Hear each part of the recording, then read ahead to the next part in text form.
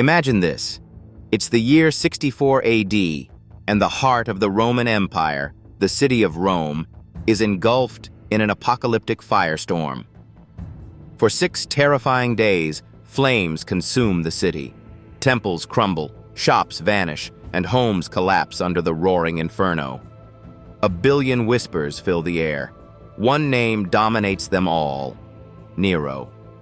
But history's tale of Nero is far more complex than the cliché of a mad emperor fiddling while Rome burned. What if I told you the truth was both darker and stranger? Stay tuned. The story begins not in fire but in shadows. Born in 37 AD as Lucius Domitius Ahenobarbus, Nero's path to power was paved by ambition and blood. His mother, Agrippina the Younger, was ruthless. In an empire full of intrigue, Agrippina wasn't just playing the game, she was rewriting it. By marrying her uncle, Emperor Claudius, she placed Nero close to the throne. Murder whispered at every corner. Claudius's own son, Britannicus, was conveniently sidelined. Nero was adopted, renamed, and crowned heir. In 54 AD, when Claudius mysteriously died, rumored to be poisoned by Agrippina herself, the curtain rose. At just 16, Nero became emperor. At first, the people of Rome adored him. The golden boy with a love for music, poetry, and the arts, Nero seemed like a refreshing change from the stoic rulers of the past. But absolute power reveals the soul, and sinister cracks soon appeared.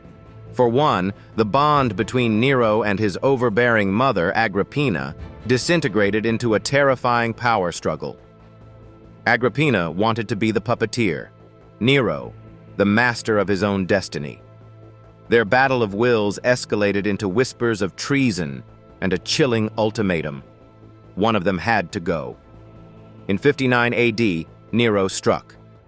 Agrippina's death is steeped in horrifying drama.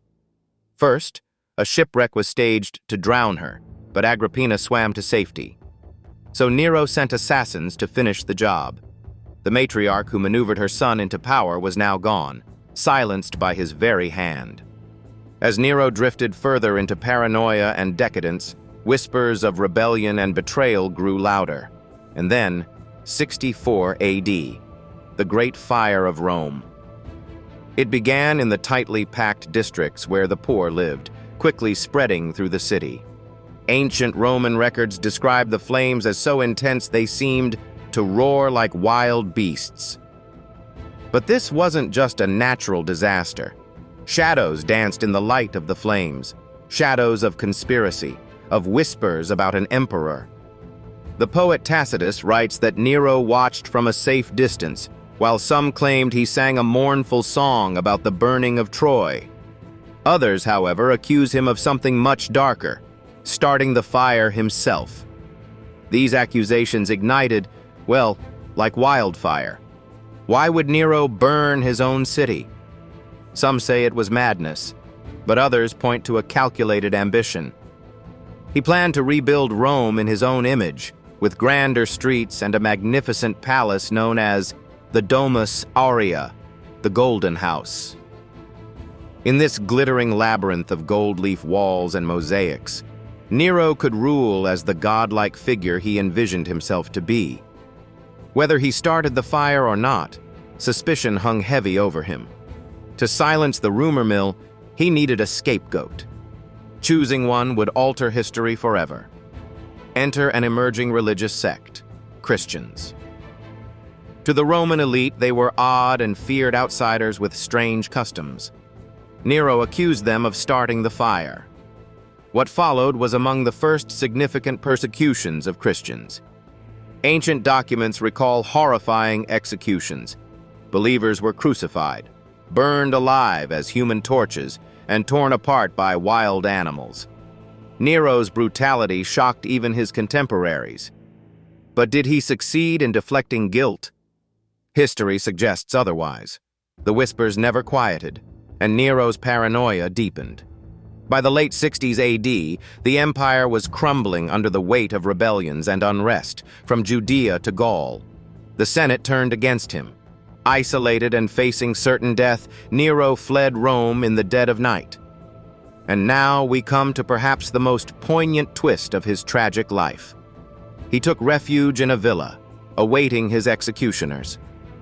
When they arrived, Nero, only 30 years old, chose to end his own life. His final words were legendary.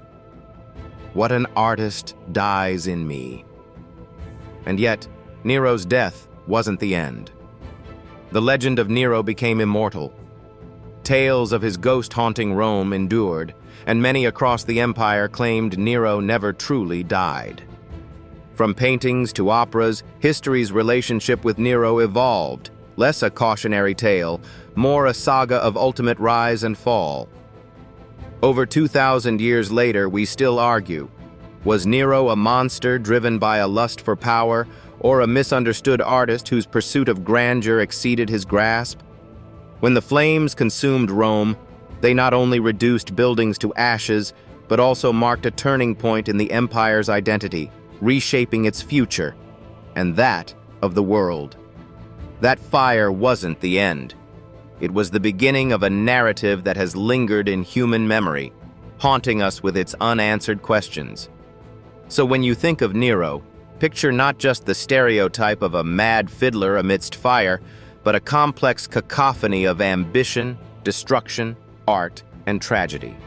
That's the story of the man who burned his way into immortality.